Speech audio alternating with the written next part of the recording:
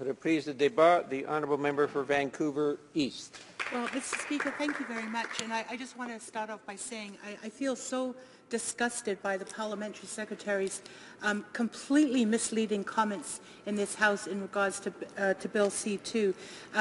You know, we would not be opposing this bill if it actually lived up to the decision that was made by the Supreme Court of Canada. We would welcome a bill that lived up to the decision of the Supreme Court of Canada. But this bill before us in the House today, now at third reading, Bill C-2, is an absolute travesty because, as I will point out in my remarks, this is so far away from what the Supreme Court of Canada said in terms of safe consumption sites and the right under the Charter for people to have access to those medical services that are provided in the safe injunction sites, that it is really just quite shocking that they've gone to such lengths in this bill, C-2, to stack the deck and to make it virtually impossible that any applicant in good faith who does all of the work that's required to get an application in could ever be approved by a minister as it's laid out in this bill. So, Mr. Speaker, I wish I wasn't speaking here today at report stage on this bill, but I'm afraid we have to because it's come back from committee. And it's, you know, it really bothers me that we've moved so far away from an evidence-based public policy and that this sort of political mantra has now taken over from the Conservative Party. And as I pointed out, when they first introduced this bill, they, within hours of introducing the bill, set up a website to raise money by saying, no heroin in our backyards. And it's the politics of fear. It's the politics of division. It's the politics of exploiting people's concerns instead of dealing with something in a rational way and looking at serious issues in various communities across Canada, not all communities, but in some communities where they feel that it's warranted to have a safe consumption site for injection drug users so that we can actually uphold good public health and we can stop the spread of HIV/AIDS, and we can stop people from dying, and we can actually get people into treatment. That's what safe consumption sites do. Now, Mr. Speaker, the Canadian Nurses Association, I think, summed it up for me when they said, quote, evidence demonstrates that supervised injection sites and other harm reduction programs bring critical health and social services to vulnerable populations, especially those experiencing poverty, mental illness, and homelessness. A government truly committed to public health and safety would work to enhance access to prevention and treatment services instead of building more barriers, end of quote. And I would wholeheartedly agree with that. You know, Mr. Speaker, when we had this bill at committee, we were only allowed 2 meetings to hear witnesses. Can you believe that? On a bill that's so important, the boom was lowered, there was censure brought in, 2 meetings to hear from witnesses. I think we heard from maybe 13 witnesses overall. The NDP brought forward 23 amendments to this bill. These were amendments that I think were reasonable. They were based on trying to make sure that the bill actually did meet the terms set out by the Supreme Court of Canada. And in fact, many of our amendments, for example, responded to concerns that had been put forward by provincial and territorial officials and were designed to ensure that during the application process, as laid out in the bill, that when officials bring forward information about an application, that it's actually based on evidence and research and not opinions as it's laid out in the bill.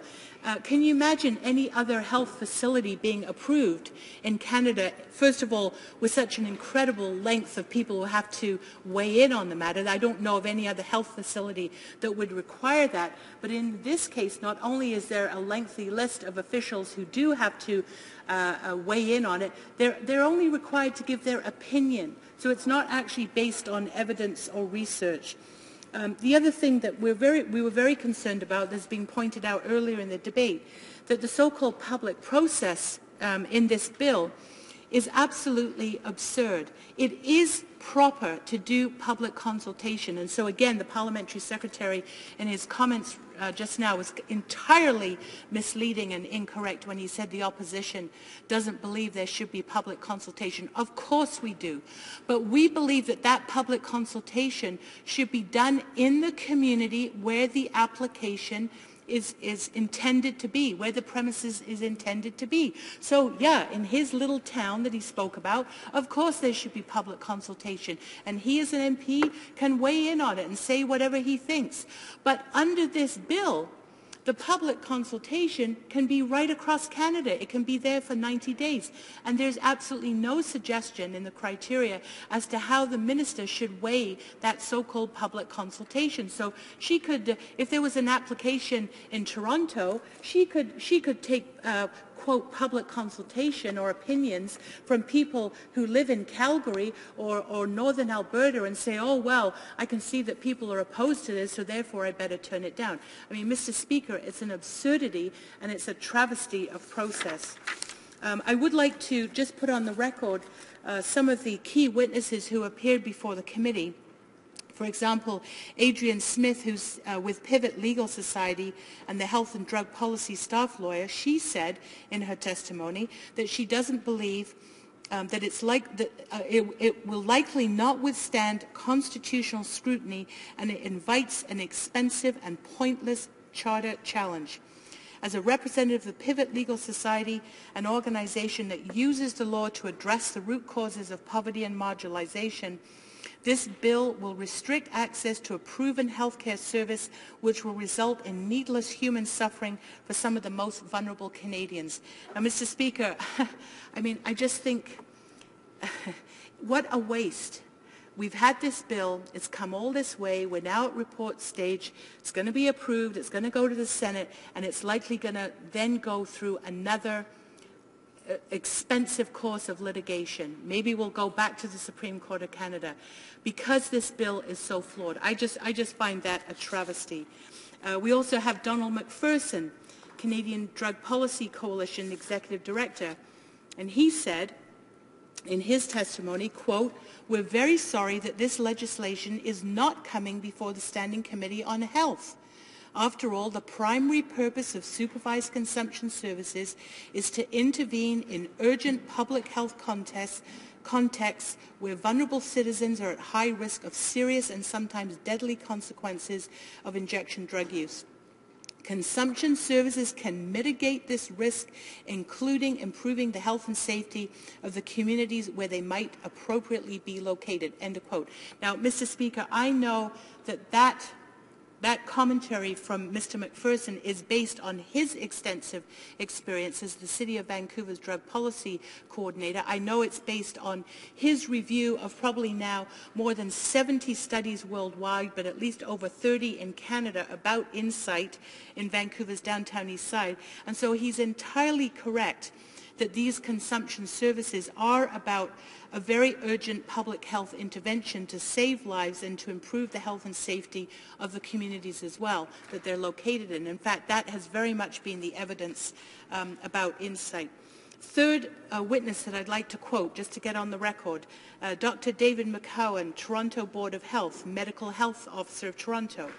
He says, quote, "My perspective is somewhat different from that of my law enforcement colleagues because I come at it from a public health point of view. Toronto is one of several cities in Canada looking to implement supervised injection services as part of an evidence-based, comprehensive approach to health services for people who inject drugs." He went on to say, "The board," this is the Toronto Board of Health, "also feels that the proposed bill is not consistent with the decision of the Supreme Court of Canada, and in fact, he said if it's passed, it will be a significant barrier for any community." So, Mr. Speaker, we did put in amendments at report stage to delete all the sections of this bill. We had no other choice. We tried to bring in amendments at committee to improve the bill so it would meet the test of the Supreme Court of Canada. So I do hope that members of this House will oppose this bill. It needs to be shut down, it needs to be rewritten, and it needs to uphold the decision of the Supreme Court of Canada. Thank you. Questions and